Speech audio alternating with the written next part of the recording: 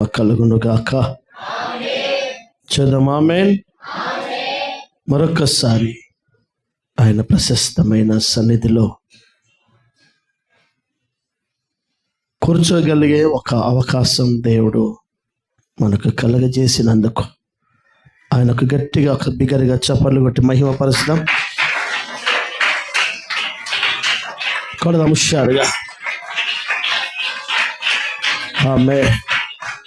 ఎందుకు నేను ఈ మాట మీకు గుర్తు చేయాలని ఆశపడుతున్నానంటే, దేవుని పరిశుద్ధ గ్రంథం, పరిశుద్ధులు ఆయన సముఖంలో కూర్చోవడానికి పరితపించారు.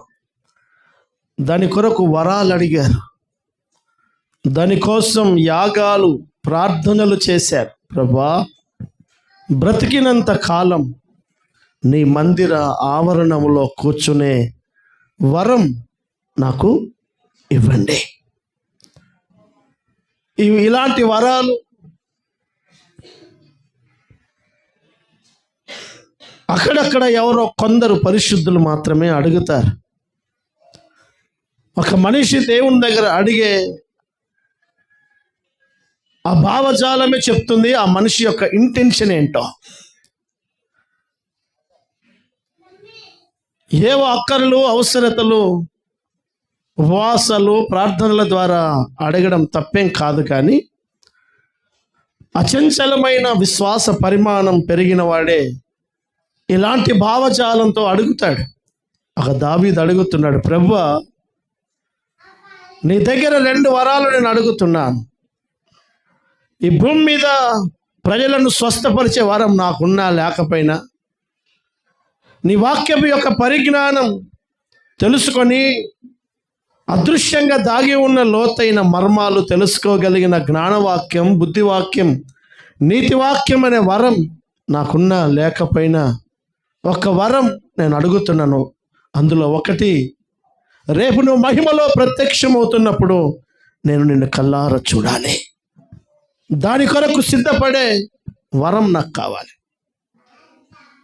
2, ఈ భూమి మీద మానవుడిగా నేను మట్టికి మన్నిగా నా దేహం అయ్యేంత వరకు నేను నీ మందిర ఆవరణంలో కనీసం ఒక మూలకైనా పర్వాలేదు, కనీసం మందిరంలో ఒక మూలకైనా పర్వాలేదు, కూర్చునే భాగ్యం నాకు ఇవ్వండి. నేను కథ చెప్పడం లేదు. ఒక మహారాజుగా జీవితాన్ని కొనసాగిస్తున్నవాడు అడిగాడు. రాజులు ఇలాంటి వరాలు అడిగారు. రాజ్యాలు కావాలి, భార్యలు కావాలి, ఆయుష్ కావాలి, యుద్ధ నైపుణ్యాలు కావాలి అని అడుగుతారు. కానీ ఒక మహారాజుగా జీవించిన దావీదు అంటాడు, నీ మందిరంలో లోపట కూర్చోగలిగిన స్థలం నాకు లేకపోయినా ఒక మూలకు, నీ మందిరపు ఆవరణం అంటే వాకిలి, లోపల కూర్చోగలిగిన అవకాశం, ఆ భాగ్యం ఒకవేళ నాకు ఇవ్వడం నీకు నచ్చకపోయినా పర్వాలేదు, వాకిట్లోనైనా కూర్చునే భాగ్యాన్ని నాకు ఇవ్వండి. వాకిట్లోనైనా మందిరం ఆవరణంలోనైనా కూర్చునే భాగ్యం నాకు ఇవ్వండి. ఇది నీ ఎదుట నేను అడుగుతున్న వరమయ్యా. ఎందుకు నేను మీకు గుర్తు చేస్తున్నానంటే, దేవుని బిడ్డలారా, ఆయన మందిరంలో కూర్చోవడం ఒక భాగ్యం. ఆయన సన్నిధానంలో, ఆయన మందిర ఆవరణంలో, ఆరాధనలో నీ సంఘముతో, నీకు ఇచ్చిన దైవజనులతో, నీకు ఇచ్చిన తోటి విశ్వాసులతో కలిసి ఆయనను స్తుతించి ఆరాధించడం, అది దేవుడు ఒక మనిషి కృపిస్తే తప్ప దొరకదు. ఆ భావజాలం ఒక మనిషికి అర్థం అయినా కాకపోయినా అది కృప ఎవడి మీద ఉంటుందో వాడికే దొరుకుతుంది. హల్లెలూయా. నేను మళ్ళీ చెప్తున్నాను, వినండి. ఆయన మందిరంలో కూర్చోవడం అది భాగ్యం. చిరకాలం నీ మందిరంలో నేను నివాసం చేస్తాను అని అడిగినట్టుగా మందిరంలో, ఆరాధనలో తోటి సంఘ బిడ్డలతో కలిసి కూర్చోవడం అది ఒక భాగ్యం, ఒక ఔన్నత్యం. 2, దేవుడు ఎవడికి కృపిస్తున్నాడో వాడే ఉంటాడు. కనుక ఈరోజు దేవుని మందిరంలో మనం కూర్చునే భాగ్యాన్ని మాకు ఇచ్చాడు. ఈ సంవత్సరం ముగింపు దినాల్లో ఉన్నాం. ఆయన మందిరంలో కూర్చునే మరొక అవకాశం దేవుడు మనకు కలుగజేశాడు గనక ఆయనను బట్టి మనం స్తుతించి ఆనందించడం అవసరమే. హల్లెలూయా. కారణం, క్రిస్మస్ ఆరాధనలో 3 రకాలుగా ప్రజలు క్రిస్మస్ను సెలబ్రేట్ చేస్తారు. ఒకటి, క్రిస్మస్ ఆరాధనలో ప్రభువునైనటువంటి యేసు ప్రభుల వారిని చూసి ఆయనను తరించి ఆయనను ఆరాధించి, గొల్లలు వారు వెళ్తున్న ప్రయాణం అంతటిలో కనబడిన ప్రతి మనిషికి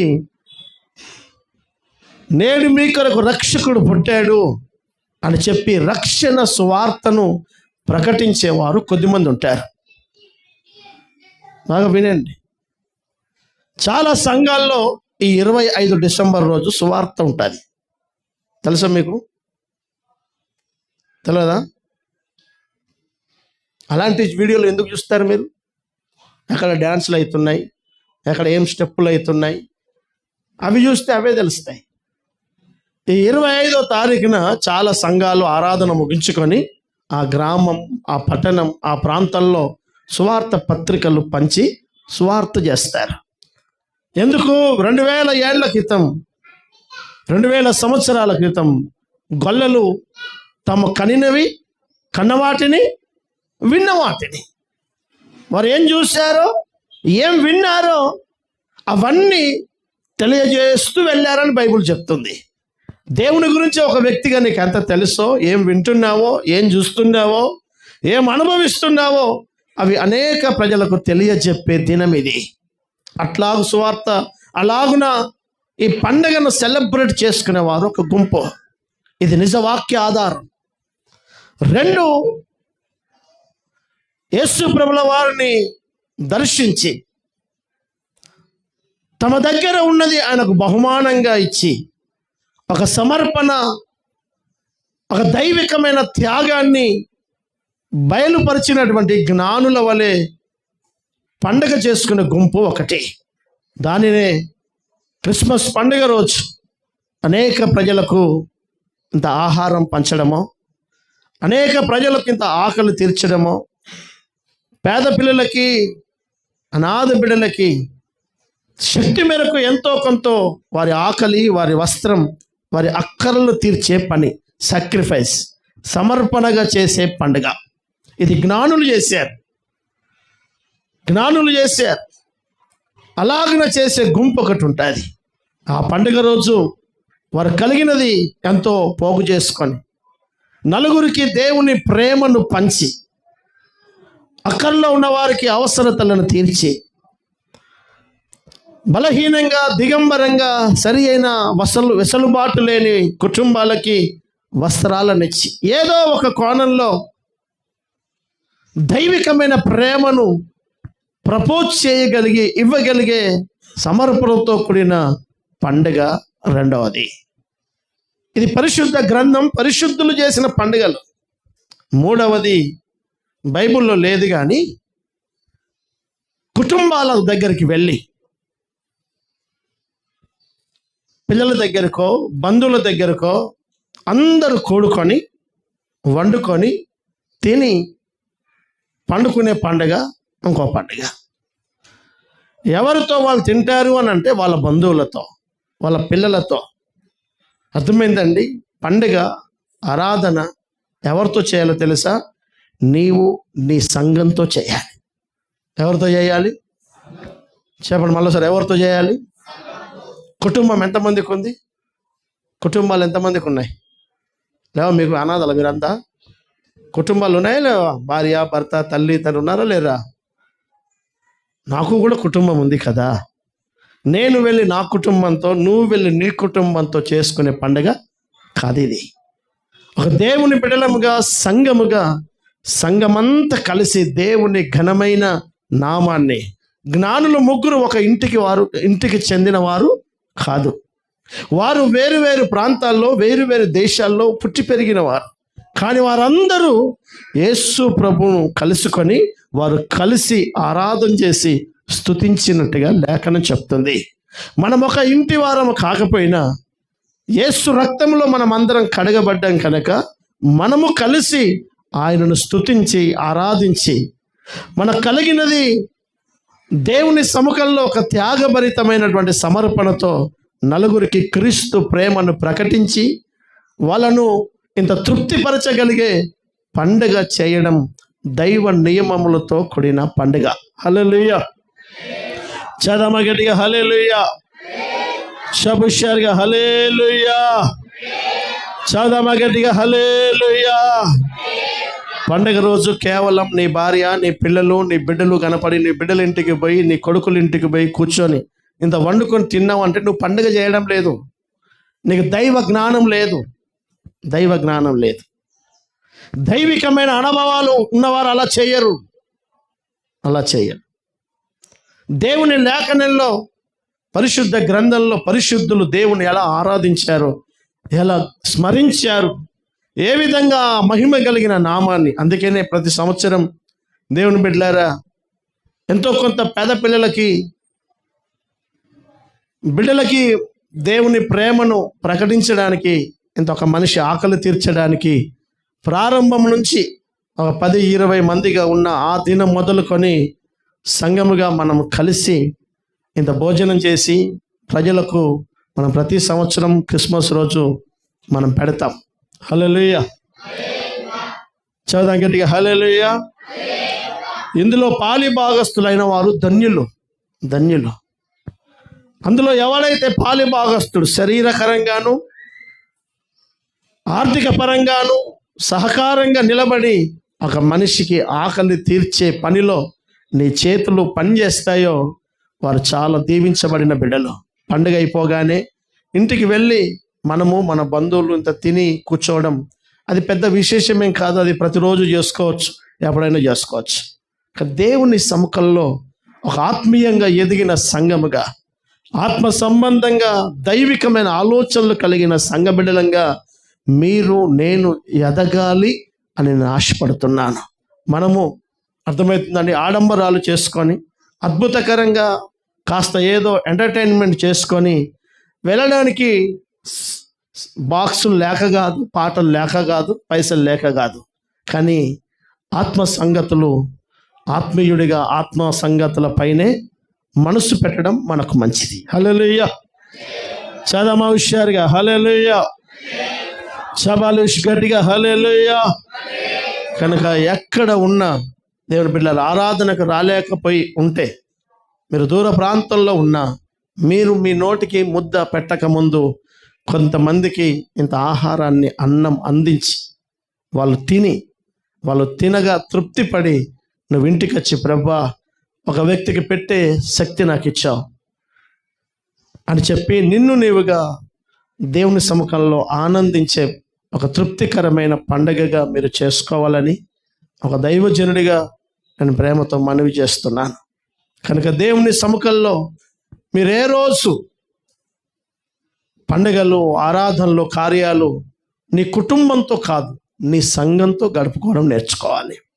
కారణం, నీ మంచిలో నిలబడేది నీకు సంఘమే, నీ ఇబ్బందులలో నిలబడేది నీకు సంఘమే, నువ్వు కష్టాల్లో ఉంటే నీ కొరకు ప్రార్థించేది సంఘమే. ఒంటరిగా ఏముంటావు? మా ఇంటికి వచ్చేసేయి అని అక్క ఫోన్ చేసిందా, చెల్లి ఫోన్ చేశారా, బావ ఫోన్ చేశాడా, నాకు సంఘం ఉంది అని చెప్పాలి. ఏముందని చెప్పాలి? చెప్పండి, ఏముందని చెప్పాలి? నాకు సంఘం ఉంది. నేను సంఘంతో కలిసి పండుగ చేసుకోవాలి, నేను సంఘంతో కలిసి ఆరాధించాలి. ఒకడు ఎందుకుంటావు, రా మన ఇద్దరం కలిసి వండుకుందాం తిందాం అంటే తినడానికి వెళ్ళేది పండుగ ఎందుకు అవుతుంది? ప్రతిసారి తింటూనే ఉంటాం కదా. కనుక దేవుని సముఖంలో ఒక విలువైన విషయాన్ని నేను మీకు గుర్తు చేయాలని ఆశపడుతున్నాను. మీరు ఆత్మీయులైతే ఒక ఆత్మ సంగతులు మీకు అర్థమవుతాయి, లేకపోతే మీకు అర్థం కావు. ఎందుకు చెప్తున్నా అంటే బైబిల్ చెప్తుంది, ప్రకృతి సంబంధమైన వాడికి ఆత్మ సంగతులు వెర్రి వాణి వల్లనే ఉంటాయి, పిచ్చి పట్టిన వాణిగానే ఉంటాయి. అయ్యగారు ఏముంది ఇంటికి పోవద్దు అంటాడు, అక్క దగ్గరికి పోవద్దు అంటాడు, అవ్వ దగ్గరికి పోవద్దు అంటాడు, భలే చెప్తాడు అని అనిపిస్తుంది. అలా అనిపించిందంటే నీకు అర్థం ఏంటో తెలుసా? నువ్వు ఆత్మీయుడివి కావు. ఒక శరీర సంబంధికే అలాంటి భావజాలాలు వస్తాయి. ఆత్మ సంగతులు అర్థం కావు. కనుక దేవుని సముఖంలో ఇదిగో ఈ ఆరాధన తర్వాత మనం కూడా దేవుని సముఖంలో కొంతమందికి భోజనాన్ని పెడతాం. కనుక మీరు కూడా అందరూ అందులో పాలిభాగస్తులు కండి, శక్తి మేరకు ప్రయాసపడండి. నేను మళ్ళీ చెప్తున్నాను, ఇచ్చే చేతులుగా మన ఎప్పుడు ఉండాలి. అర్థమవుతుందండి? హల్లెలూయా, హల్లెలూయా, హల్లెలూయా. నేను మిమ్మల్ని నాకు ఇవ్వండి అని నేను ఎప్పుడు అడగలేదు. మీరు దేవుని పని నిమిత్తం ఎప్పుడు ఒక దైవికమైన భావజాలాలు కలిగి ఉండండి అని చెప్తున్నాను. అర్థమవుతుందండి? రేపు 28వ తారీఖున మనం ఈ సంవత్సరం చివరి ఆరాధనలో పాల్గొంటున్నాం. 28వ తారీఖు ఆరాధన ఉంది. కనుక ఆరాధనతో ఈ సంవత్సరం ఆదివారాలు ముగిస్తాం. నేను మొదట మీకు చెప్పాను, నీ మందిరావరణంలో గడపడం ఒక భాగ్యమని. ఒకసారి మీరు ఇంటికి వెళ్ళి ఈ 2 రోజులు ఎన్ని ఆరాధనలు పోగొట్టుకున్నారో చూసుకోండి. ఒకసారి ఎన్ని ఆరాధనలకు నువ్వు మందిరాన్ని దూరం చేసుకున్నావో చూసుకో. ఆ దైవికమైన భాగ్యాన్ని, ఆ ఔన్నత్యాన్ని నీకు ఎంత మేరకు అర్థమైందో, దాని వాల్యూస్ ఎంత నువ్వు గుర్తుపెట్టావో ఒకసారి ఆలోచించుకోండి. కనుక దేవుని సంఘబిడ్డలైన మీకు ఒక విలువైన క్రిస్మస్ సందర్భమైన వర్తమానాన్ని నేను మీకు కొన్ని విషయాలు చెప్పాలని ఆశపడుతున్నాను. హల్లెలూయా. చదమ 2 చేతులు ఎత్తి గట్టిగా హల్లెలూయా, హల్లెలూయా. జాగ్రత్తగా వినండి.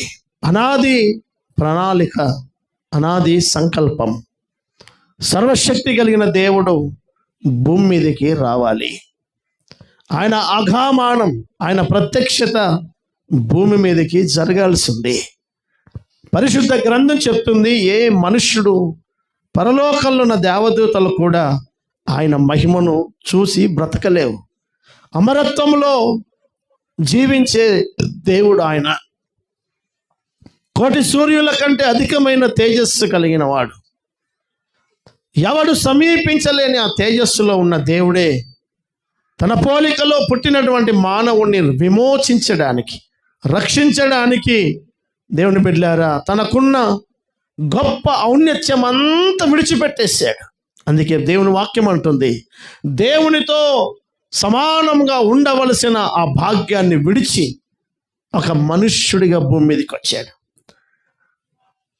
అన్ని విడిచిపెట్టేసి ఒక దీన శరీరము ధరించుకొని భూమి మీదకి రావాలి అని అనాదిలోనే ప్రణాళిక ఉంది. అయితే ఆ ప్రణాళిక ఎదుర్కోవడానికి భూమి మీద ఒక కన్యక కావాలి. కారణం, పాప శరీరంతో ఈ భూమి మీద జన్మిస్తే ఒక మానవుడి రక్త మాంసములతో ప్రమేయముతో కూడిన జన్మ ఒక మానవుడే ఎత్తగలడు. దేవుడు ఒక మానవ ప్రమేయముతో భూమి మీద జన్మించడం తగదు. కనుక దేవుని చేత మానవుడు సృష్టించబడ్డాడే కానీ మానవుడి ద్వారా దేవుడు నిర్మాణము జరగడం, ఉద్భవించడం అసాధ్యం. అది సరిపడని సందర్భము. కనుక దేవుడే ఒక కన్యక గర్భమును ఎన్నుకోవలసిన దినాలు. పరిశుద్ధ గ్రంథంలో నేను మీకు గుర్తు చేస్తున్నాను, దేవుని యొక్క సువార్త గాబ్రియేల్ అను దేవదూత ఇదిగో మరియా అనబడుతున్నటువంటి ఆ కన్యక దగ్గరికి వచ్చి చెప్పిన సందర్భంలో మనం చాలా బలమైన విషయాలు మనం గుర్తుపట్టవచ్చు. ఆ దేశంలో మరియా లాంటి కన్యకలు కోట్ల మంది ఉండుంటారు. ఉన్నారా లేరా అమ్మ? ఉన్నారా లేరా? మన మందిరంలో ఉన్నటువంటి యవన పిల్లలు వీళ్ళేనా? ప్రపంచంలో ఇలాంటి వాళ్ళకి ఉన్నారా? ఉన్నారు. కన్యకగా బ్రతుకుతూ వివాహం చేసుకోకుండా ఒక యవన ప్రాయములో ఉన్నటువంటి మరియా లాంటి అనేకులు ఇజ్రాయేల్ దేశంలో ఉన్నారు. ఒక నిష్ఠ కలిగి, ఒక పరిశుద్ధత కలిగి, ఒక యూదా సాంప్రదాయ ప్రకారం, ధర్మశాస్త్ర దైవ నియమముల ప్రకారం కన్యకలు పెరుగుతున్నారు. కారణం, దేవుని వాక్యం అంటుంది, ఇజ్రాయేలు సిద్ధాంత ప్రకారం, ధర్మశాస్త్ర ప్రకారం కన్యకకు చాలా విలువలు ఉన్నాయి. అలా మరియమ్మ మాత్రమే కాక అనేకమైనటువంటి వారు ఆ దేశంలో ఉన్నారు. కానీ దేవుని యొక్క వర్తమానం గాబ్రియేలు దేవదూత ద్వారా కేవలం మరియ దగ్గరికి మాత్రమే వచ్చింది. హల్లెలూయా. దేవుని ఏర్పాటు గొప్పది. మరియమ్మ లాంటి అనేకులు ప్రపంచంలో ఇశ్రాయేలు దేశంలో ఉన్నా ఎందుకో దేవుని మహాకనికరం మరియమ్మ మీదకి వచ్చేసింది. అందుకని దేవుని వాక్యం మరియమ్మను చూస్తూ మాట్లాడుతున్న మాట ఏంటంటే, దేవుని బిడ్డలారా, దయా ప్రాప్తురాలా. హల్లెలూయా. సవాలు హుషారుగా హల్లెలూయా. దేవుని వాక్యంలో ఒక్కసారి ఆ మాట మనం చదువుదాం. లూకా సువార్త 1వ అధ్యాయం. లూకా సువార్త 1వ అధ్యాయము.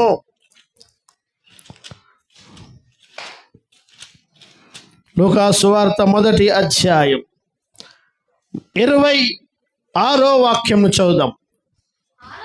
6వ నెలలో గబ్రియేలును దేవదూత గలిలయలోని నజరేతు ఊరిలో దావీదు వంశస్థుడైన యోసేపును ఒక పురుషునికి ప్రధానము చేయబడిన కన్యక యొద్దకు దేవుని చేత పంపబడెను. బాగా వినండి. ఆ కన్యక పేరు మరియా. నా వైపు చూడండి. ఈమె ప్రత్యేకత చాలా ఒక ఆశీర్వాదకరంగా దేవుని దైవికమైన విలువలతో ఉంటుంది.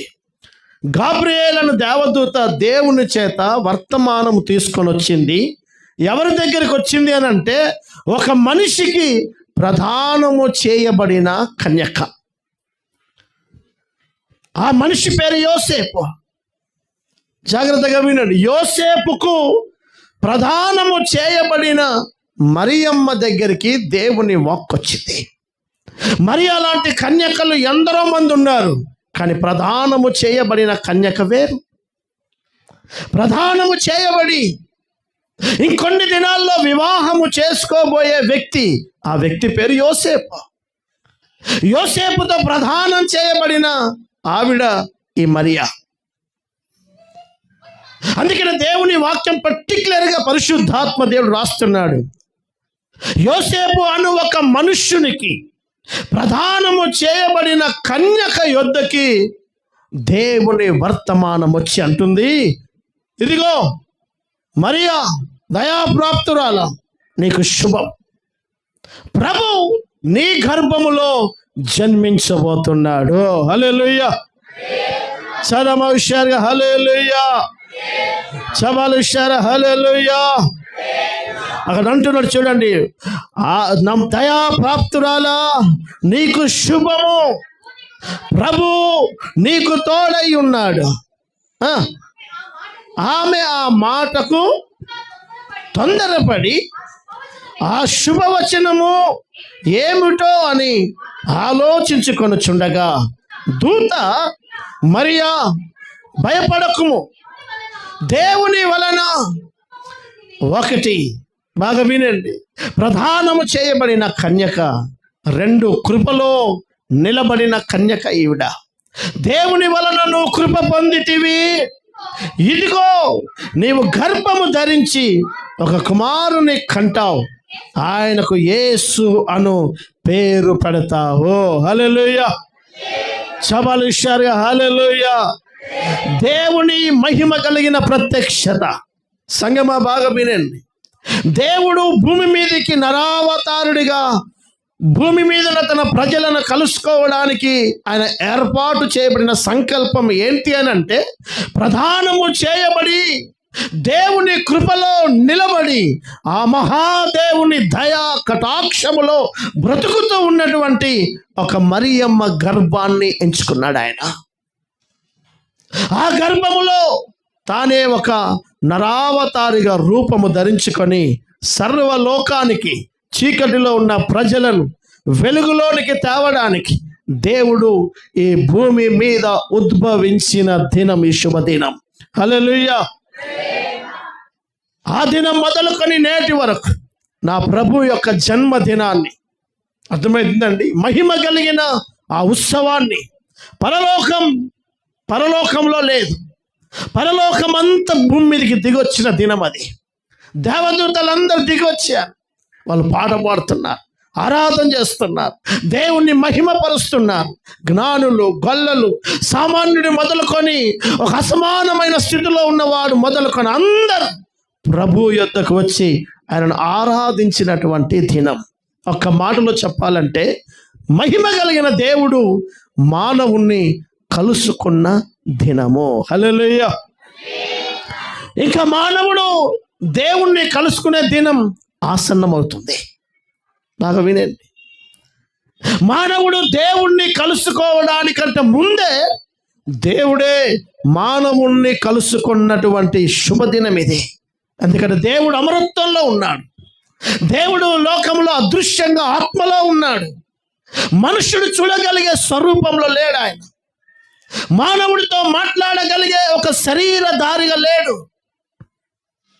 దేవుని అనాది కాలం మొదలుకొని మీకా పుస్తకంలో రాయబడ్డట్టుగా ఆయన అనాది కాలం మొదలుకొని శాశ్వత కాలం వరకు అబ్రహాం, ఇస్సాకు, యాకోబులకు ఆయన ప్రత్యక్షతలు ఇస్తూ వస్తున్నాడు. కానీ అలా వచ్చాడు దేవదూత రూపంలో గానో, అదృశ్యమైన స్వరము రూపంలోనో, లేకపోతే అగ్ని జ్వాలలో నుంచి మాట్లాడిన సందర్భాల్లో ఉండి వస్తాయి. కానీ ఆయన స్వయాన మానవుడిగా ఉద్భవించడం ఆ దినాల్లో కుదరలేదా? మోషతో మాట్లాడడానికి అగ్ని జ్వాలలలో దిగి వచ్చాడు. అబ్రహాంతో మాట్లాడుతున్నప్పుడు స్వరముతో మాట్లాడాడు. షడ్రక్, మేషక్, అబేద్నెగోల మధ్యలో ఆ అగ్ని గుండములో సంచరిస్తున్నప్పుడు నెబుకద్నెజర్ అంటాడు, 4వ వాని స్వరూపం దేవదూత స్వరూపం అని అంటాడు. ఒక దూతలాగానో, ఒక అగ్ని జ్వాలగానో దేవుడు అనాదిలో నుండి తన ప్రజలకు ప్రత్యక్షతనిస్తూ మాట్లాడుతూ వచ్చాడు. కానీ ఒక మనుష్య స్వరూపము ధరించుకొని ఏ మనుష్యుల మధ్యలో ఆయనే 33.5 సంవత్సరాలు జీవనము చేయడానికి వాక్యమై ఉన్నవాడు, సర్వశక్తి కలిగిన దేవుడు భూమి మీద ఒక మానవుడి స్వరూపము ధరించుకొని వచ్చిన శుభదినం. రేపు సంఘం, మనుష్యులు రేపు ప్రభువుని ఎదుర్కొనే దినాలు దగ్గర పడ్డాయి. అంతకుముందు 2000 ఏళ్ల క్రితం దేవుడే మానవుని ఎదుర్కోవడానికి వచ్చాడు. ఆ ఎదుర్కోవడానికి వచ్చిన ఆ సందర్భం ఎలా ఉండింది అని అంటే, ప్రధానము చేయబడిన కన్యక దగ్గరికి ప్రభు వచ్చాడు. ఆ వర్తమానం బాగా వినండి. ఆ వర్తమానం మరియమ్మకు అందిన వర్తమానం. ఇంకా ఆ దేశంలో చాలామంది అమ్మాయిలు, కన్యకలు, వివాహం కాని వారు, అప్పుడప్పుడే వివాహానికి సిద్ధపడుతున్న వారు ఉండొచ్చు. దేశంలో మరియమ్మ ఒకతే లేదు కదండి. ఆ దేశంలో మరియ లాంటి కన్యకలు 1000 మంది ఉండొచ్చు. కానీ శుభవర్తమానం, ఇన్ఫర్మేషన్, దేవుడు మానవ రూపం ధరించుకొని నీ దగ్గరికి వస్తున్నాడు అన్న వర్తమానం. ఒక మాటలో చెప్పాలంటే ఆ ప్రత్యక్షత. చెప్పండి ఏంటది? చెప్పండి నోరు తెచ్చి ఏంటి? ఆ ఇన్ఫర్మేషన్ కేవలం మరియ దగ్గరనే ఉంది. ఇది దేవుడు ఎవరికి ఇవ్వాలో వాళ్ళకే ఇస్తాడు. దేవుని బిడ్డలకు అందరికీ దేవుని గురించిన సరి అయిన అవగాహన ఉండదు. బాగా వినండి దయచేసి. అది దేవుడు ఎవరికి బయలుపరచాలో వాడికే బయలుపరుస్తాడు. ఒకరోజు ప్రభు 12 మంది శిష్యులతో అంటాడు, లోకం నా గురించి ఏమనుకుంటుందని అన్నాడు. శిష్యులు అన్నారు, కొంతమంది ఇర్మియా, కొంతమంది యోహాను, కొంతమంది ఏలియా, కొంతమంది ప్రవక్తలలో నీవు కూడా ఒక ప్రవక్తవు అని అనుకుంటున్నారయ్యా. లోకంలో ఉన్నవాడు ఎవడు? యేసు ప్రభునికి స్పష్టంగా అర్థం కాలే.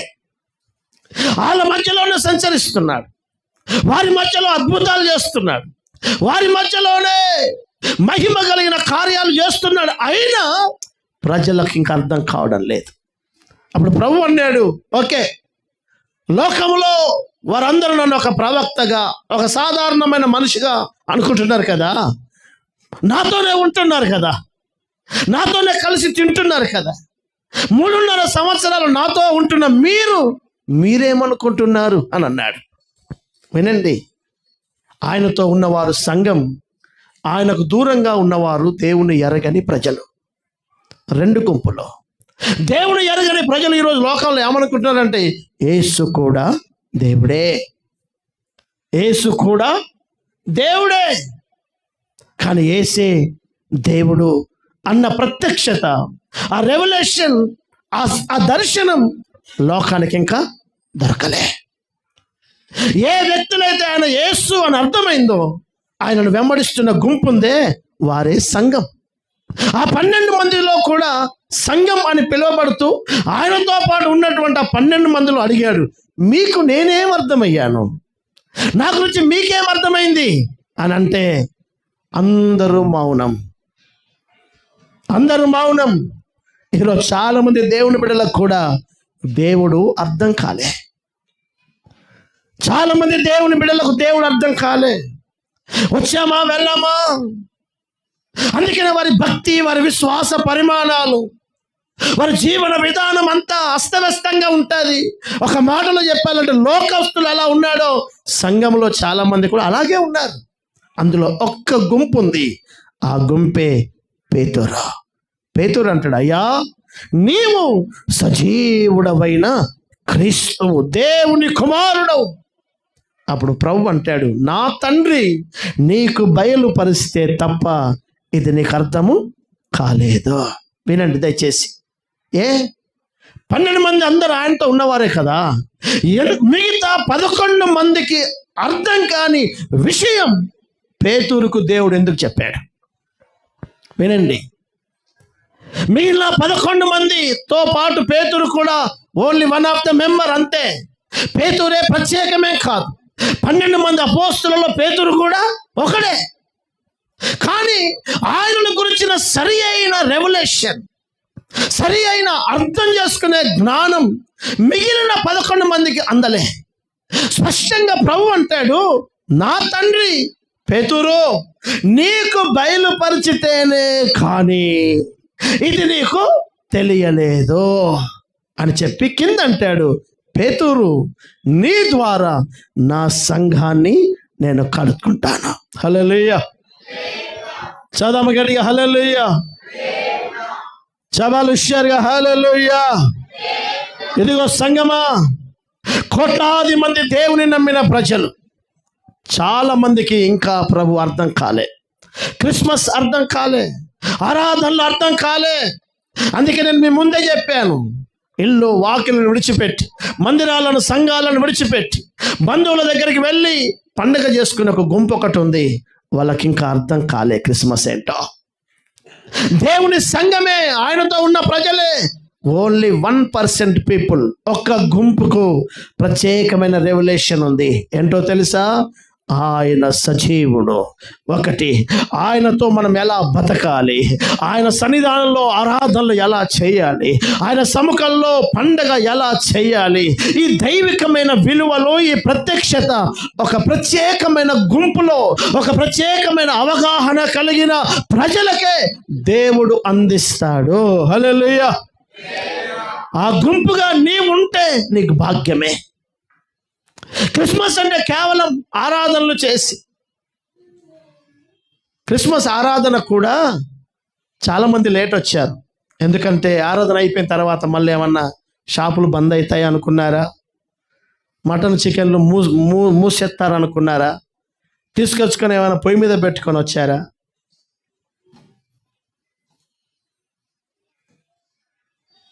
దేవుని సముఖంలో ఆ ప్రత్యక్షత నీకు అర్థం కాకపోతే ఆయన నీకు అర్థం కాడు. బాగా వినండి. దేవుని వాక్యం కూడా ఏమని చెప్తుంది తెలుసా? 25వ అధ్యాయం మత్తయి సువార్త. దయచేసి అందరు తీయండి. మత్తయి సువార్త 25th 25వ అధ్యాయం సంఘాన్ని ఒక అద్భుతమైన ప్రమాణంతో కూడిన మాటతో మాట్లాడతాడు దేవుడు. 25వ అధ్యాయం ప్రారంభ వాక్యం, పరలోక రాజ్యం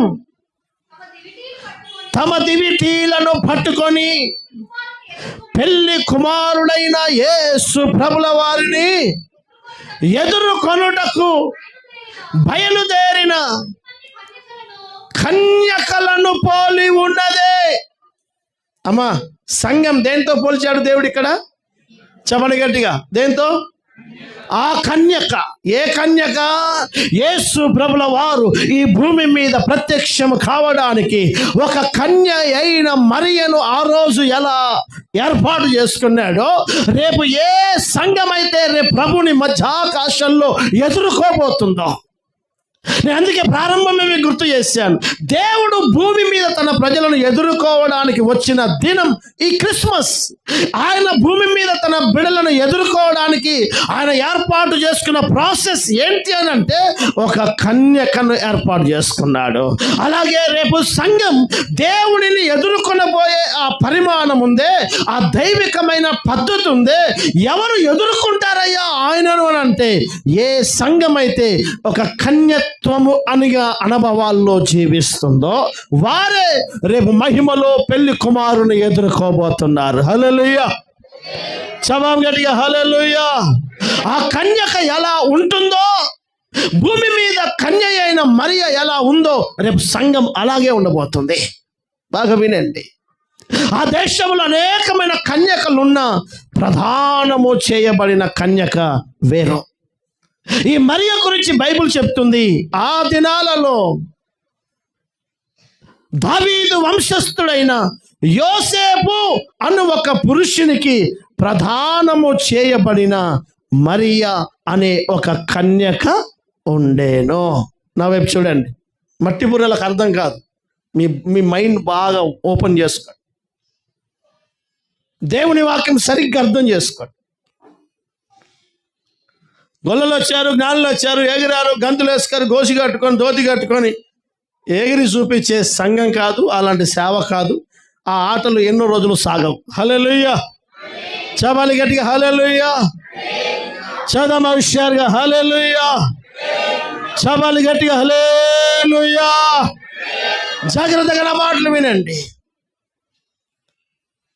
యోసేపుతో ప్రధానము చేయబడిన కన్యక, ఆవిడ పేరు మరియా. యోసేపు అనే మాటకి బైబుల్ చెప్తున్న అర్థం ఏంటంటే ఫలించే కొమ్మ. యోసేపు అంటే అర్థం ఏంటండి? ఫలించే కొమ్మ. బైబుల్ చెప్తుంది యేసు ప్రభుల వారి గురించి, యెషయా మొద్దు నుండి చిగురు పుడుతుంది. ఇదిగో నేను నిజమైన ద్రాక్షావల్లిని, మీరంతా కొమ్మలు. యోసేపు అనే వ్యక్తిని పరిశుద్ధ గ్రంథంలో మీకు చూపిస్తే, పరిశుద్ధ గ్రంథంలో ఒక్క తప్పు కూడా దొరకని పరిశుద్ధుడు ఎవరైనా దొరుకుతాడని అంటే ఆయన యోసేపే. యోసేపు జీవన విధానం అంతా యేసు ప్రభుల వారికి కంపేర్ చేయబడుతుంది. వినండి, యోసేపు జీవనం ఎలా ఉంటుంది అని అంటే, తండ్రి చేత బహుగా ప్రేమించబడిన వాడు యోసేపు. యోసేపు బహుగా ప్రేమించబడ్డవాడు తండ్రి అయిన యాకోబుతో. అందుకే బైబిల్ ఉంటుంది, మన ప్రభువైన యేసుక్రీస్తు ప్రభుల వారు తండ్రికి ప్రియ కుమారుడు అని ఉంది బైబిల్లో. ఈయన నా ప్రియ కుమారుడు, ఈయన యందు నేను ఆనందిస్తున్నా. అంటే తండ్రి సంతోషించదగిన కుమారుడు యోసేపు అయితే, తండ్రిని సంతోష పెట్టగలిగి సంతోషిస్తున్నాను అని సాక్ష్యం పలికిన కుమారుడే మన ప్రభువైన యేసుక్రీస్తు ప్రభుల వారు.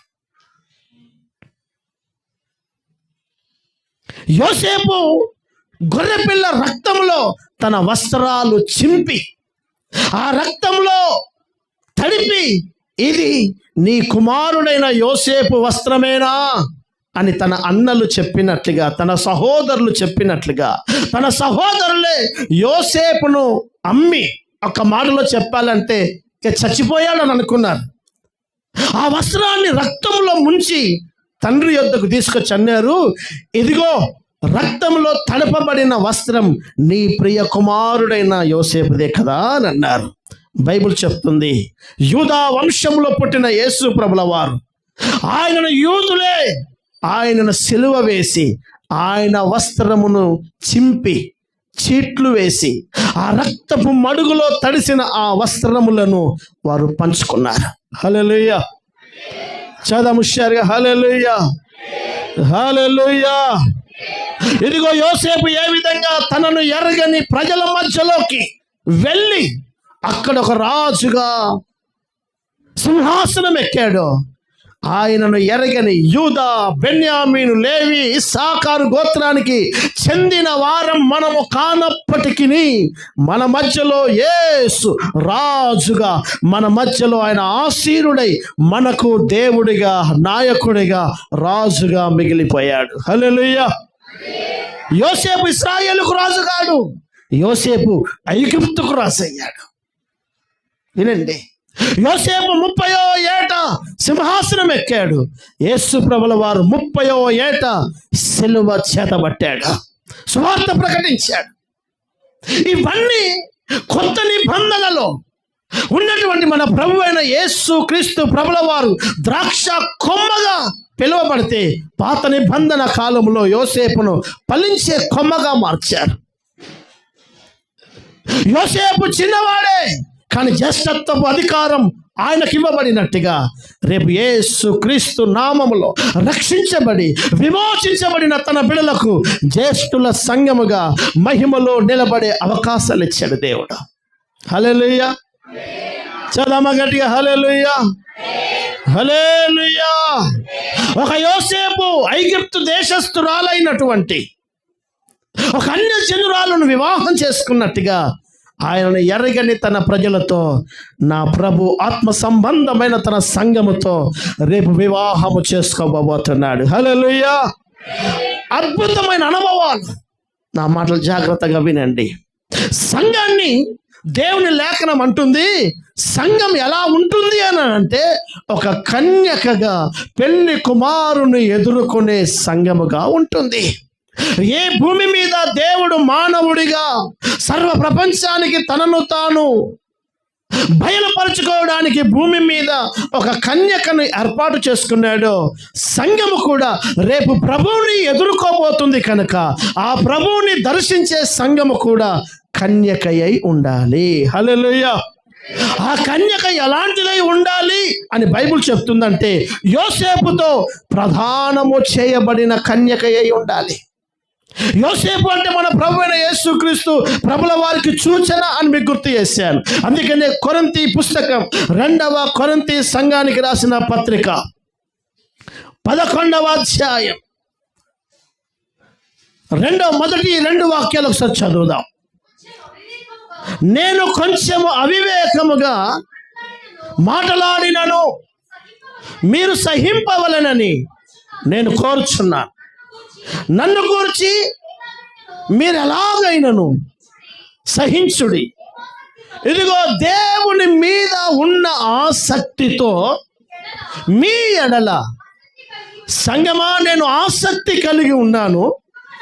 ఎందుకనగా ఇదిగో సంఘంతో అంటున్నాడు, నేను నా సంఘాన్ని ఎలా సిద్ధం చేయాలని, ఏ విధంగా రాకడకు ఆయత్తపరచాలని అనాదిలోనే 2000 ఏళ్ల క్రితం ఒక అపోస్తులుడైన సేవకుడు సేవ చేస్తూ సంఘాన్ని ఏ పర్పస్తో నడిపిస్తున్నాడు అని అంటే నేను మీ ఎడల ఆశ కలిగి ఉన్నాను. అమ్మా వినండి, ఈరోజు సేవకులు చాలామంది సంఘం మీద బాగానే ఆశ పెట్టుకున్నారు, ఇస్తారని పెడతారని. ఆశ పనికిరాదు. సంఘం మీద ఏ ఆశ కలిగి పనిచేయాలి సేవకుడు అని అంటే అంటున్నాడు, నేను మీ ఎడల అత్యాసక్తితో ఉన్నాను. ఏ ఆశలో ఉన్నాడు అని అంటే ఎందుకనగా పవిత్రురాలైన కన్యకనుగా ఒకడే పురుషునికి అనగా మన ప్రభువైన యేసు క్రీస్తు ప్రభుల వారికి మిమ్ములను ప్రధానము చేయవలనని నేను మిమ్ములను ప్రధానము చేసి తిని కనుక అపవాది తన కుయుక్తి చేత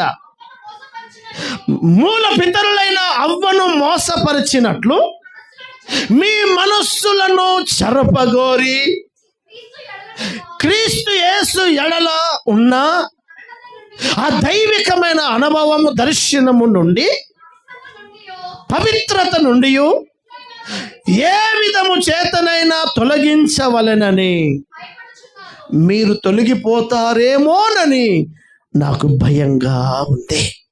హల్లెలూయా. అమ్మా చదము హుషారుగా హల్లెలూయా. సంఘాన్ని మత్తయి సువార్తలో మనం చదివాం.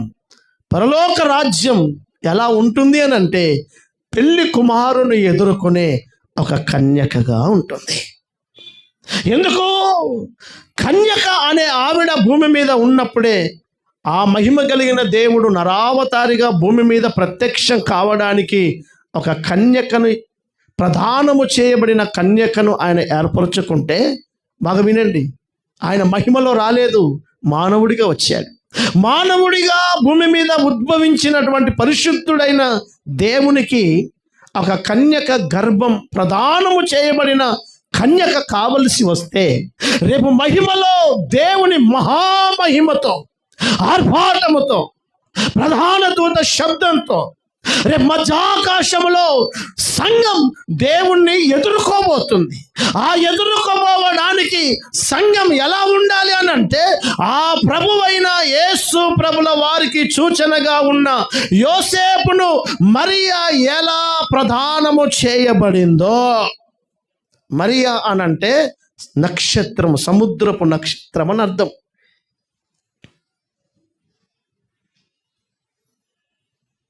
ఒక మరియా యోసేపుకు ప్రధానము చేయబడిన ఆవిడ గర్భాన్ని నా ప్రభు భూమి మీద కోరుకోగలిగినప్పుడు, ఇప్పుడు సంఘంతో వాక్యం అంటుంది, సంఘమా ఒక మరియా యోసేపుకు ప్రధానము చేసినట్లుగా నేను మిమ్ములని మన ప్రభువైన యేసుక్రీస్తు ప్రభుల వారికి ప్రధానము చేశాను. హల్లెలూయా. చదమ హుషారుగా హల్లెలూయా, హల్లెలూయా. చబలి గట్టిగా హల్లెలూయా. అమ్మా వినండి, దయచేసి దేవుని మాటల విషయంలో మీరు కాస్త హృదయం తెరవండి అమ్మా. సంఘం గురించి బైబిల్ అంటుంది, మనల్ని దైవజనుడి ద్వారా పరిశుద్ధాత్మ దేవుడు సేవలో ఏం చేశాడంటే, మనల్ని పురుషుడు, ఒక్కడే పురుషుడైన యేసు క్రీస్తు ప్రభుల వారికి సంఘాన్ని ప్రదానం చేశాడు. రేపు వివాహం జరగబోతుంది, రేపు ఆయనతో ఏకం కాబోతున్నాం. అందుకే బైబిల్ ఏమంటే తెలుసా, వారు ఏకము కాక మునుపు, అదే లూకా సువార్తలో చదువు, మళ్ళీ ఒకసారి చదివించిన మాట, 26వ వాక్యం. 6వ నెలలో గాబ్రియేలను దేవదూత గలిలయలోని నజరేతు ఊరిలో దావీదు వంశస్థుడైన యోసేపును ఒక పురుషునికి ప్రధానము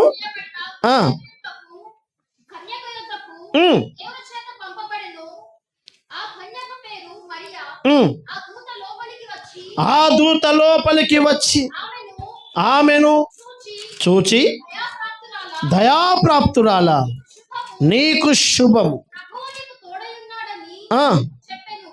చెప్పాను. ఇదిగో ఒక్క మాట దయచేసి, మత్తయి సువార్త 1వ అధ్యాయం 18వ వాక్యం. యేసు క్రీస్తు జనన విధానం ఎట్లనగా, ఆయన తల్లి అయిన మరియా, ఇదిగో బాగా వినండి, నా వైపు చూడండి, ప్రదానం చేయబడింది. కానీ వాళ్ళు ఇంకొకటి చెప్పండి, వాళ్ళు ఇంకొకటి, ఇంకా దాని భావం ఏంటంటే వాళ్ళు ఇంకా ఏకం కాలే.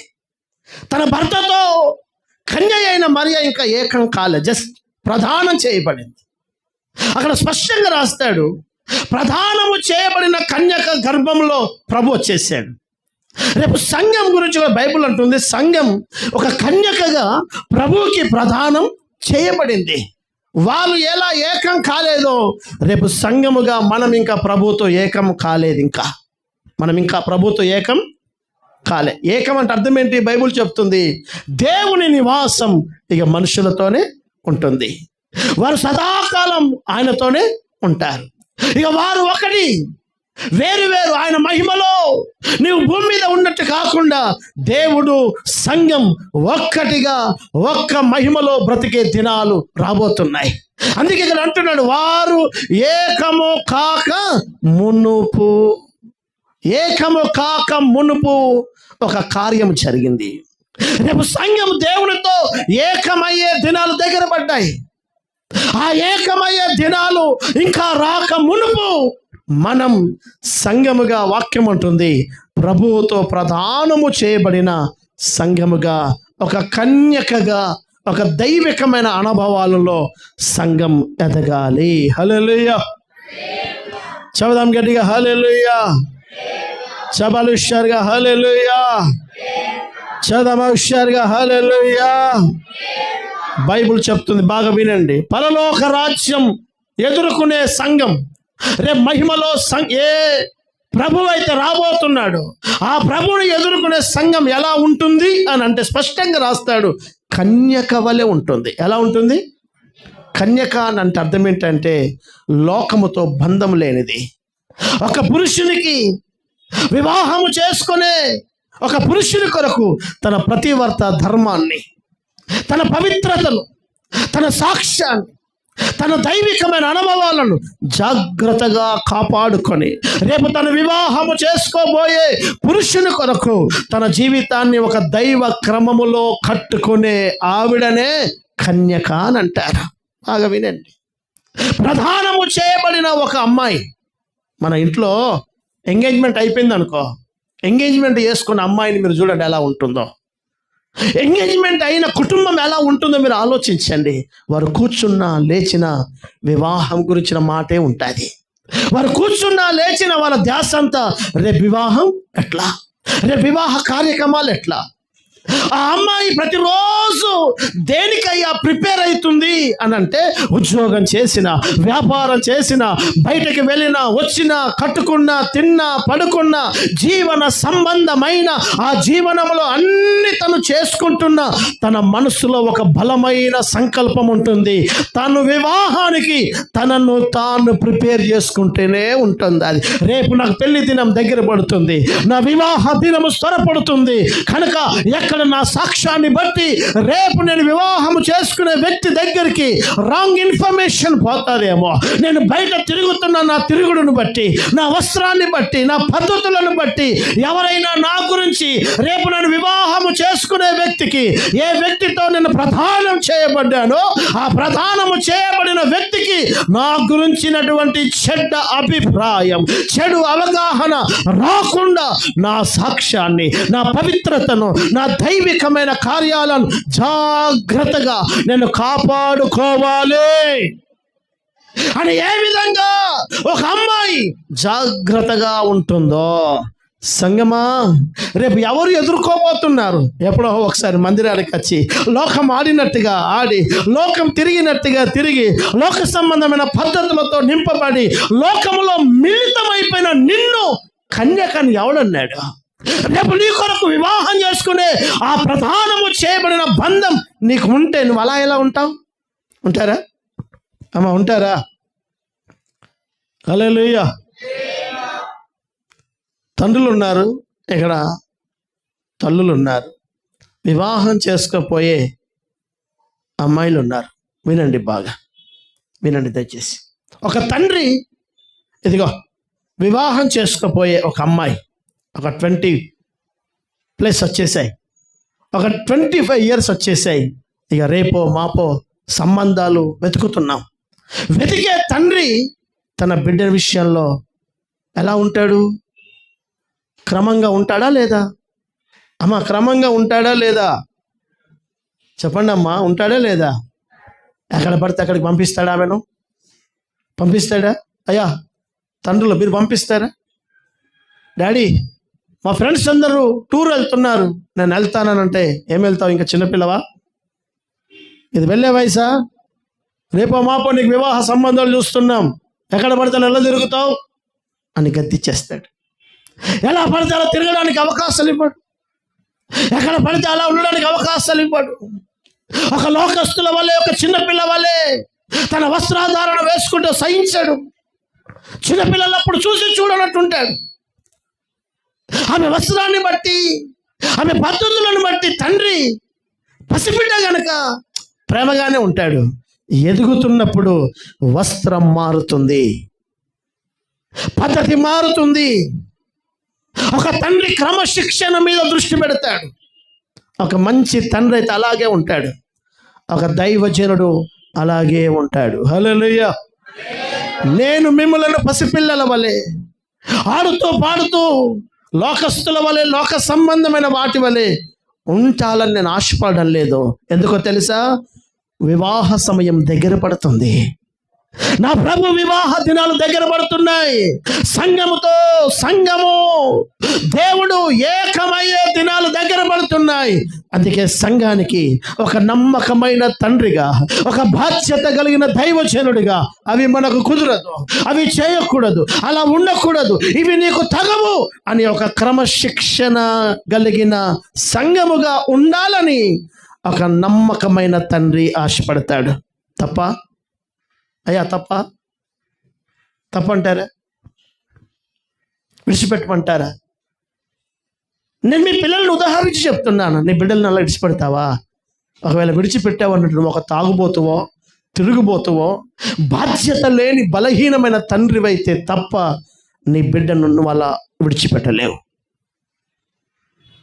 ఏ దైవజనుడైతే దైవికమైన భారం బాధ్యత ఉండదో వాడే విడిచిపెడతాడు. ఏమన్నా కానీ ఎటన్నా పోనంటాడు. ఒక ఆత్మ సంబంధమైన భారం సంఘం 2000 ఏళ్ల క్రితం మేడగదిలో దైవజనుడైన అపోస్తలుడైన పౌలు పేతురు ప్రకటించిన ఆ ప్రసంగం విని 3000 మంది రక్షణలోకి వచ్చారు. ప్రారంభం 2000 ఏళ్ళైంది. ఇప్పుడు సంఘం వివాహ సమయం వచ్చిందా? ఇంకా పిల్లనే అంటారా? అమ్మా ఎదిగిందా సంఘం? లేకపోతే ఇంకా నిన్న మొన్న పుట్టింది అంటారా? చెప్పండి అమ్మా, అయ్యా చెప్పండి, ఎదిగిందా లేదా? 2000 ఏళ్ల క్రితం పుట్టిన సంఘం ఇప్పుడు పెరిగి పెద్దదైంది. ఎంత పెద్దదైందో తెలుసా? పెళ్లి చేసుకునే స్థాయిలోకి వచ్చింది. కారణం ప్రభు త్వరగా రాబోతున్నాడు. ఆయన మహిమలో రాబోతున్నాడు.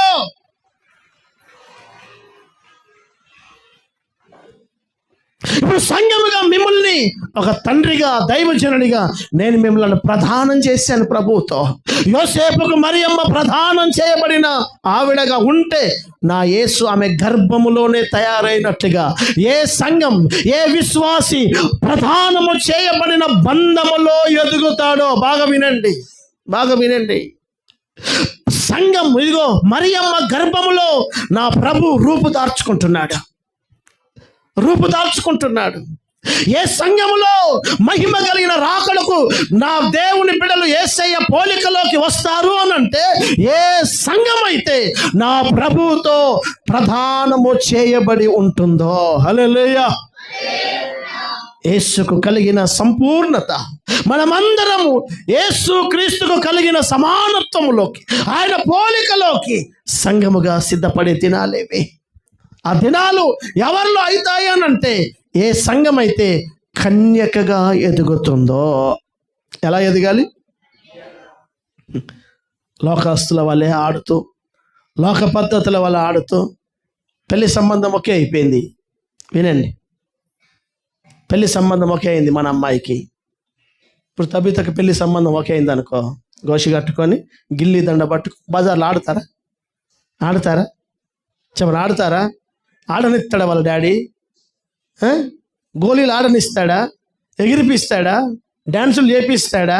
చిల్లరగా తిరగనిస్తాడా? తిరగనివ్వడు. పసితనం కాదు కదా.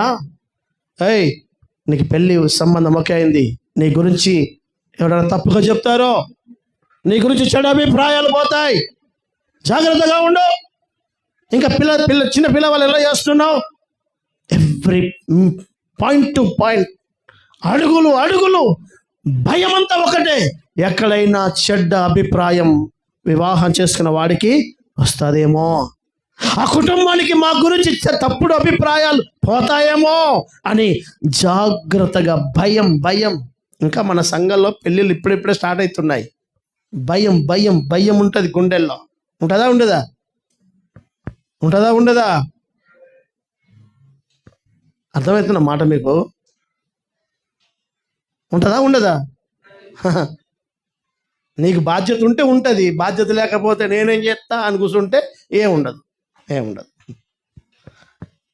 నీకు బాధ్యత కలిగిన తల్లివి, తండ్రివి అయితే నీ పిల్లల గురించిన భారం ఉంటే నీకు భయం ఉంటుంది. అందుకే సేవకుడు అక్కడ రాస్తున్నాడు, అయ్యో సంగమా, దేవుని మహిమ కలిగిన ఆ దర్శనములో నుండి సాతాను అవ్వను ఎలా మోసపరిచి ఆ దర్శనంలో నుంచి పక్కకు జరిపాడు.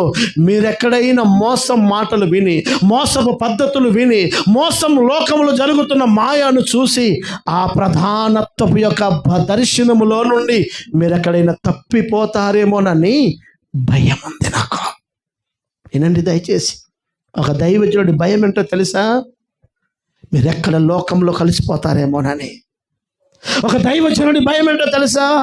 లోక పద్ధతులలో నా సంఘం చిక్కిపోతాదేమోనని. ఎక్కడ మోసయుక్తమైన బోధల మధ్యలో, మోసయుక్తమైన పద్ధతుల మధ్యలో నా బిడ్డలు నన్ను ఎదుగిస్తున్న ఈ అనుభవాలలో నుంచి మోసములో అవ్వ చిక్కిపోయినట్టుగా నా బిడ్డలు ఎక్కడైనా చిక్కిపోతారేమో భయం. అవును, భయమే. కష్టపడి క్రమంగా పెంచి, ఒక పద్ధతిలో పెంచి, ఒక దైవ నియమములో పెంచి, ఎక్కడ లోకంలో ఉన్న మాయలను, ఆ చెట్టులను, ఆ పుట్టలను చూసి, ఆ ఆట ఆ పాటను చూసి, ఆడంబరాలను చూసి నా బిడ్డలు ఎక్కడైనా డైవర్ట్ అవుతారేమో, నా పిల్లలు ఎక్కడైనా ఆ లోకము యొక్క మాయలో పడిపోతారేమో, నేను పెంచిన ఈ దైవ నియమములలో నుంచి తప్పిపోతారేమో అని ఒక దైవజనుడికి భయం. భయం. క్రిస్మస్ ఆరాధన జరిగించడం నాకు చాలా కష్టం. కారణం, లోకమంతా ఒకలాగా ఉంటుంది. మా వాళ్ళు ఎక్కడైనా ఫీల్ అవుతారేమో, మా సంఘంలో డ్యాన్సులు పెట్టలేక పిల్లలు ఎక్కడైనా ఫీల్ అవుతారేమో, ఆ డెకరేషన్ ఎంటర్టైన్మెంట్ లేక ఎక్కడైనా ఫీల్ అవుతారేమో అన్న భయం ఎక్కువైపోతుంది. కారణం, వాక్యం అంటుంది, నేను మిమ్ములను పిల్లల వల్ల కాదు, ప్రదానం చేసిన కన్యకలాగా పెంచాలనుకుంటున్నాను. హల్లెలూయా. ఒకటే, ప్రదానం చేయబడిన వారిగా భయంతో బతకాలి. మనం ఎప్పుడో ఆల్రెడీ మనం ప్రభుతో కమిట్మెంట్ అయ్యాం. యోసేపుతో ప్రధానం మరియమ్మకు చేయబడ్డట్టుగా, యోసేపు అంటే యేసుకు సూచన, ఫలించే కొమ్మ యేసుకు సూచన. అది 2000 ఏళ్ల క్రితం ఇదిగో ఒంటరిగా సిలువ మీద ప్రాణాన్ని విడిచాడు. ఆ కొమ్మ ఫలించడం ప్రారంభించింది. యెరూషలేములో, యూదయాలో నెమ్మదిగా ఈరోజు సర్వ జగత్తులో కోటాను కోట్ల ఫలాలు ఆ యేసు అనే వృక్షములో మొలిశాయి. హల్లెలూయా. అది ఫలించింది కొమ్మ. ఒక కొమ్మ ఫలించి నెమ్మదిగా విస్తరించినట్టుగా 2000 ఏళ్ల క్రితం యేసు అనేవాడు కేవలం యూదయ జనులకు తెలుసు అంతే.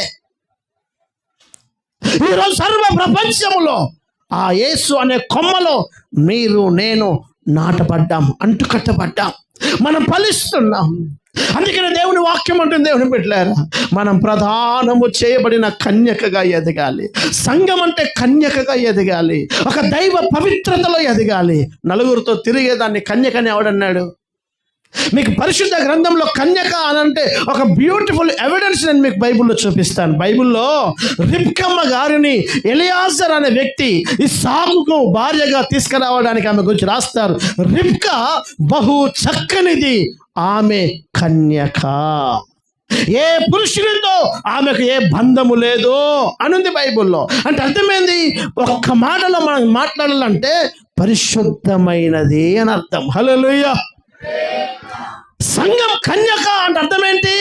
లోకముతో బంధాలు, లోక సంబంధమైన వ్యవహారాలలో బంధాలు కలిగింది కాదు, లోక సంబంధమైన వాటి ద్వారా అపవిత్రమైపోయిన సంఘముగా ఉండదు. సంఘం కన్యక, కన్యకే గర్భం ధరిస్తుంది. అలాంటి కన్యక అనుభవాలు కలిగిన సంఘమే, విశ్వాసులే వారి హృదయములో యేసయ్య స్వరూపం ధరించుకుంటున్నారు. ఒకరోజు ప్రభు బయటకు వచ్చినట్టుగా ఒకరోజు సంఘం రేపు మహిమలో యేసును ఎదుర్కోబోతుంది. హల్లెలూయా. 2 అక్కడ అంటున్నాడు దేవుని బిడ్డలారా, మరియా నీవు కృప పొందా. ఏమంటున్నాడు దేవుని దూత? చెప్పండి. మరియమ్మను దేవుని దూత గాబ్రియేల్ దేవదూత ఏమంటున్నాడు? మరియా నీవు కృప పొందావు. దేవుని కృపలో నిలబడాలి మనం ఎప్పుడో. మన జీవానికి, మన ఆశీర్వాదానికి, మన ఆత్మీయతకు. దేవుని బిడ్డలారా బాగా వినండి, ఒక మంచి మాట నేను మీకు గుర్తు చేయాలని ఆశపడుతున్నాను. అనాది కాలములో నుండి నేటి వరకు జాగ్రత్తగా దేవుని వాక్యపు యొక్క విలువలను దయచేసి మీరు గుర్తుపట్టండి. హల్లెలూయా. సవాలు ఇచ్చారు. హల్లెలూయా, హల్లెలూయా. దేవుని లేఖనం మనకు నేర్పే పాఠం.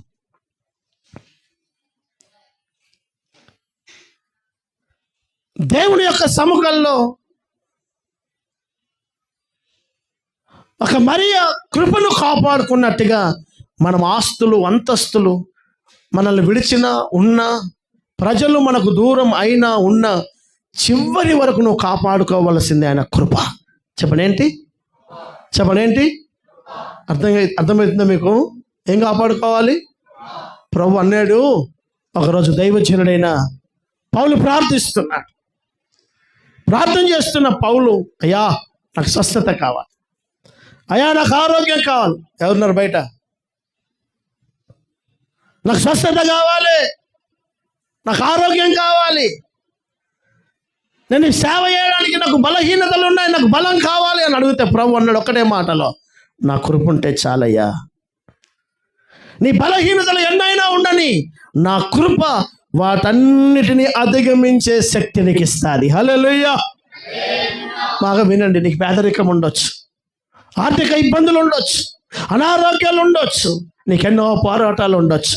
నాకు ఐశ్వర్యం వస్తే బాగుండు, ఉద్యోగం వస్తే బాగుండు, నాకు ఒక మంచి దీవెన వస్తే బాగుండు అనే వసతులు వనరులు కోరుకోవడం తప్పేం కాదు. అయితే నువ్వు బాగా విను, యోబు అన్ని కోల్పోయినా కృపను పోగొట్టుకోలే. అన్ని పోయినా ఆయన అన్నాడు ఓకే నో ప్రాబ్లం అని అన్నాడు. దేవుణ్ణి విడిచిపెట్టలేదు, ఆయన కృపను పోగొట్టుకోలేదు. ఈరోజు ప్రజలు దేవుణ్ణి విడిచిపెట్టుకొని అన్ని సంపాదించుకుంటున్నారు, ప్రతిష్టని విడిచిపెట్టుకొని ప్రజలను సంపాదించుకుంటున్నారు, దైవికమైన అనుభవాలను విడిచిపెట్టుకొని ఏదేదో సంపాదించుకుంటున్నారు. దేవుని వాక్యం అంటుంది, మరియా నీవు కృప పొందినదానవు. హల్లెలూయా. సంఘముగా నీకు ప్రజలు దూరం అయ్యారా? ఆస్తులు దూరం అయ్యాయా? లోకం దూరం అవుతుందా? దేవుని నమ్మినందుకు కులం, కుటుంబం, నాన్న వారు నిన్ను వేరు చేస్తున్నారా? దేవుని వాక్యం అంటుంది, వేరయ్యే వారిని వేరు కానివ్వండి, నీకు దూరంగా ఎవరైనా లేకుంటే ఉండనివ్వండి, కానీ జీవితాంతం నువ్వు కాపాడుకొని నిలబడవలసిన గొప్ప అనుభవం ఏంటంటే ఆయన కృప. ప్రభు స్పష్టంగా నా కృప నీకు చాలు, అది ఉంటే అన్నీ వస్తాయి అని అన్నాడు. అందుకే సంఘముగా నీవు ఒక దేవునికి కుమారుడైన ప్రభువుకి ప్రదానము చేయబడ్డావు అన్న సంగతి మర్చిపోకు. 2 నువ్వు ఒక కన్యకగా ఎదగాలి అన్న సంగతి మర్చిపోకు. 3 కృపను కాపాడుకో. అనేకులు కృప దూరమయ్యే దినాలు ఇవి. ఏర్పాటు చేయబడిన వారు మోసములో పడి దేవుడు వారికి ఇచ్చిన ఆ కృప, అవకాశం. కృప అంటే ఏంటండి? అవకాశం, నీకు ఇచ్చిన భాగ్యం. అనేకులకు లేని భాగ్యం నీకు నాకు ఇచ్చాడు దేవుడు. దీని విలువ నీకేమైనా అర్థమవుతుందా? ఈ కృపను నువ్వు కాపాడుకో. చాలా మంది దేవుని బిడ్డలకు ఈ తరంలో కృప యొక్క విలువ పోగొట్టుకుంటున్నారు. బాగా వినండి దయచేసి నా మాట. సౌలుకు సైన్యం ఉంది. ఈ మాటలు మీ గుండెలో పెట్టుకోండి. సౌలుకు సైన్యం ఉంది, దావీదుకు సైన్యమేమి లేదు. దావీదు అడవులలో తిరుగుతున్నాడు, సౌలు సింహాసనంలో ఉన్నాడు. సౌలు దగ్గర అద్భుతమైన సైన్యం, యుద్ధం చేసే సైన్యం ఉంది. విలువిద్యలు నేర్చిన యోనాతాన్ లాంటి కొడుకులు ఉన్నాడు. ఐశ్వర్యం, హోదా అన్ని ఉన్నాయి. కానీ సమస్య ఏంటో తెలుసా? ప్రభువే స్పష్టంగా అంటాడు, దావీదు నీకు ముందుగా రాజుగా ఉన్న వాడికి నా కృపను నేను దూరం చేశాను. అర్థమైందా మీకేమన్నా? దావీదుతో ప్రభు అంటున్నాడు, నీకు ముందుగా ఉన్న రాజు ఉన్నాడే సౌలు, సైన్యం ఉంది, కుమారులు ఉన్నారు, ఐశ్వర్యం ఉంది, హోదా ఉంది, సింహాసనం ఉంది. ఏంటయ్యా లేదు అని అంటే కృప లేదు, దేవుని కనికరము లేదు, దేవుని దయ లేదు. అందుకనే అతని రాజ్యం అతని నిలవబెట్టలేదు, అతని సైనికులు అతని ప్రాణాలను కాపాడలేరు. అతని విలువిద్యలు నేర్చిన యోనాతాన్ లాంటి వాడు తన తండ్రిని కాపాడుకోలేక గిల్బోవ పర్వతాల మీద అడ్డంగా పశువుల వల్ల చచ్చిపోయారు. అందుకని దేవుడు అంటాడు, దావీదు నా కృప శాశ్వతంగా నీకు ఇస్తాను. హల్లెలూయా. కృప అంటేనే దావీదు అనేటట్టుగా చేసేసాడు దేవుడు. అందుకని వాక్యం అంటుంది, దావీదుకు నేను ఎలాంటి కృప చూపానో నేను నీకును అలాంటి కృప చూపిస్తాను. మనకేం కావాలో తెలుసండి? ఏం ఉన్నా లేకపోయినా కృప ఉండాలి. బాగా వినండి. అందుకే దావీదుకు సైన్యం, దావీదుకు తన అన్నలు, దావీదుకు తన తండ్రి, చివరికి తను కట్టుకున్న భార్య అయిన మిఖాలు కూడా సపోర్ట్ లేదు. కానీ దావీదుకు తోడుగా ఉన్నది ఏంటి అని అంటే కృప. హల్లెలూయా. చదమ గట్టిగా హల్లెలూయా. ఈ మాటలు మీకు అర్థం చేసుకోండి దయచేసి. దావీదుకు తన కుటుంబం సహకరించలే. దావీదుకు తన పక్షంలో నిలబడి యుద్ధాలు చేసే సైన్యం లేదు. దావీదుకు సింహాసనం లేదు. ఆయన 40 ఏళ్ళు అరణ్యములో, శత్రువుల మధ్యలో, పరాతల మధ్యలో క్షేమంగా బ్రతకడానికి ఒకే ఒక కారణం, శాశ్వతమైన కృప. ఆ కృపలో నుండి మీరెక్కడైనా దూరం అవుతారేమోనని ఒక దైవజనుడైనటువంటి పౌలు భయపడ్డట్టుగా ఒక దైవజనుడిగా నాకు భయం ఉంటుంది. మీరు ఎక్కడైనా ఉపదేశం విలువలు తెలవక పాడైతారేమో, ఎక్కడైనా కృపను పోగొట్టుకుంటారేమో, మాయ మాటలు విని ఎక్కడైనా దైవ విలువలను మీరు దూరం చేసుకుంటారేమోనని భయం ఉంది. అందుకే దేవుని వాక్యం అంటుంది, ఒకటి కన్యకగా మనం ఎదగాలి, 2 ప్రధానము చేయబడినావు, యేసుతో నీకు బంధం ఏర్పడిపోయింది, భయంతో బతకాలి. యోసేపు మరియమ్మలు ఏకం కాకముందే ఆ ప్రాసెస్ అంత అయింది. రేపు నీవు నీ దేవునితో ఏకం కాకమునిపే దైవ కృపలో నిలబడే అనుభవంలో వెళ్ళాలి. చివరిగా ఒక మాట చెప్పి ముగిస్తున్నాను. బైబుల్ అంటుంది, బుద్ధి కలిగిన కన్యకల వలె ఉండాలి. ఎలాంటి కన్యకగా ఉండాలి చెప్పండి? ఎలాంటి కన్య? పరలోక రాజ్యం బుద్ధి కలిగిన కన్యకలను పోలి ఉంది. కారణం, చాలా మందికి బుద్ధి లేక ప్రవర్తిస్తున్నారు.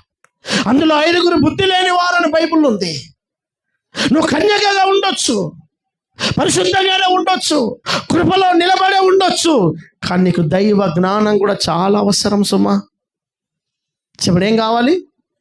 బుద్ధి కావాలి. అందుకే కొరింథీ సంఘానికి దైవజనుడు రాస్తాడు, మీలో అనేకులకు జ్ఞానము లేదు, మీకు బుద్ధి కలగవలనని నేను ఈ మాటలు చెప్తున్నానని అంటున్నాడు. అవును, సంఘానికి బుద్ధి జ్ఞానం కదువైపోయాయి. అందుకనే వాళ్ళకు తోచినట్టుగా నచ్చినట్టుగా బతుకుతూ బాగున్నామన్న భ్రమలో ఉంటున్నారు. అందుకే దేవుని వాక్యం అంటుంది, కన్యక సంఘానికి సూచన అయితే కన్యక ప్రధానము చేయబడిన అనుభవంలోకి రావాలి, కృపలో నిలబడిన అనుభవాల్లోకి రావాలి. 4వది అంటున్నాడు, బుద్ధి కలిగి ప్రవర్తించాలి. చాలా జాగ్రత్తగా ఉండాలి, బుద్ధి కలిగి ఉండాలి. నేనేం చేస్తున్నా, నా సమయం ఏంటి, నా పద్ధతి ఏంటి, నా ఆరాధనలు ఏంటి, నా క్రమాలు ఏంటి, నా ప్రార్థన జీవితం ఏంటి, అన్నిటిని చూసుకోగలిగిన జ్ఞానం. నేను ఎలా బ్రతుకుతున్నాను, నా ఆత్మీయత ఎంత, నాకు దైవ నియమాలు ఏమున్నా నేను ఎలా పాటిస్తున్నాను, నేను దైవ వాక్య ప్రకారం నేను బ్రతుకుతున్నానని నిన్ను నీవుగా చెక్ చేసుకుంటూ లోకంలో జరుగుతున్న స్థితిగతులను నీ జ్ఞానముతో వివేచించి నీ ఆత్మీయతను జ్ఞానము కలిగిన వాడిగా కట్టుకోవాలి. హల్లెలూయా. అందుకే బైబిల్ అంటుంది, జ్ఞానము కలిగిన స్త్రీ ఇల్లును చెప్పండి, కడుతుందా కూలుస్తుందా? ఇల్లు కట్టబడాలి. నిన్ను కట్టుకోవాలంటే నీకేముండాలి? సంఘానికి ఏముండాలి? జ్ఞానం ఉండాలి. జ్ఞానం, ఆత్మ సంబంధమైన జ్ఞానం ఉండాలి. అప్పుడే మనం కట్టబడతాం, దేవునికి ఇంటి వారిగా మనం కట్టబడతాం. జ్ఞానం లేక అజ్ఞానంగా ప్రవర్తిస్తూ, జ్ఞానం లేక అస్తవ్యస్తంగా ప్రవర్తిస్తూ, నీ జ్ఞానం ఉందో లేదో తెలియాలంటే నీకు బాగా బైబిల్ తెలవాలి. అందుకే బైబిల్ అంటది, ఇదిగో నా వైపు దయచేసి ఆలకించండి, సమయం చెడ్డది గనక, దినములు చెడ్డవి గనక మీరు సమయాన్ని పోనీయక సద్వినియోగం, ఆ సమయాన్ని సరిగ్గా ఉపయోగించుకుంటూ అజ్ఞానుల వలె కాక జ్ఞానుల వలె బ్రతకండి. అంటే జ్ఞాని ఏం చేస్తాడు? సమయాన్ని గుర్తుపడతాడు. జ్ఞానికి ఏం తెలుస్తుంది? అర్థమైందా నీకు? నువ్వు జ్ఞానివో అజ్ఞానివో నేనే చెప్తున్నాను, వినండి. బైబిల్ ఏం చెప్తుందంటే జ్ఞాని సమయం, టైం సెన్స్. మనకేం టైం తెలుసా? ఇంకా అయిపోతలేదన్న ఆరాధన, ఇంకా ముగిత్తలేని ఆరాధన, ఒకటైతుంది ఇది తినే టైం, రాత్రి 8 అయింది డిన్నర్ టైం, రాత్రి 10 అయింది పండుకునే టైం. ఈ టైంలన్నీ తెలుసు. కానీ బైబిల్ అంటుంది, పగలు 3 గంటలకు ప్రార్థన సమయమున పేతురు, యోహానులు మందిరానికి వెళ్ళారు. మనకు మందిరం సమయాలు తెలియవు, మనకు తెలియవు సమయాలు, మనకు ఆరాధనల సమయాలు తెలియవు, దేవుని దగ్గర మోకరించే సమయం తెలియదు, దేవుని కలుసుకునే సమయాలు తెలియవు. ఒక మాటలో నీకు చెప్పాలంటే టైం సెన్స్ నీకు అర్థం కాలేదంటే నీవు స్ట్రైట్గా చెప్తున్నాను, నీకు జ్ఞానం లేదు, నువ్వు ఒక అజ్ఞానివి. సమయాలు లోక సంబంధమైన టైం బాగా తెలుసు నీకు, కానీ దైవికమైన విలువలు, ఆత్మ సంబంధమైన సమయం. అందుకనే దైవజనుడైనటువంటి పౌలు ఎఫెసీ సంఘానికి, బాబో సమయం ప్రకారం తినండి, టైం ప్రకారమే పండుకోండి అని ఆ టైం చెప్పాడేంది ఆయన? అదే టైం చెప్పాడా? ఆ టైం చెప్పలేదు. సంగమా, అజ్ఞానంగా సమయాన్ని పోగొట్టుకోక దేవుడు మీకు ఇచ్చిన ఆరాధనలను, దేవుడు మీకు ఇచ్చిన కూడికలను, దేవుడు మీకు ఇచ్చిన ఆయుష్ను, దేవుడు మీకు ఇచ్చిన సమయాల్లో మీ కుటుంబాలు, మీ ఉద్యోగాలు, మీ వ్యాపారాలు చేసుకుంటున్న ఈ జీవన సంబంధమైన ఈ దినాల్లో దేవునితో గడిపే సమయాన్ని కూడా మీరు సెట్ చేసుకోండి. మీ జీవితాలను కట్టుకునే సమయాలను సెట్ చేసుకోండి. మీకు ఒక దైవికమైన ఆరాధన సమయాలు ఉంటాయని ఆ దైవ నియమంతో సమయాలు, కాలాలను జ్ఞానము కలిగిన వారిగా మిమ్ములను మీరు కట్టుకోండి. హల్లెలూయా, శబాలి గట్టిగా హల్లెలూయా. అందుకనే కన్యక ఎలా ఉండాలి అని అంటే సంఘం బుద్ధి కలిగిన సంఘంగా ఉండాలి.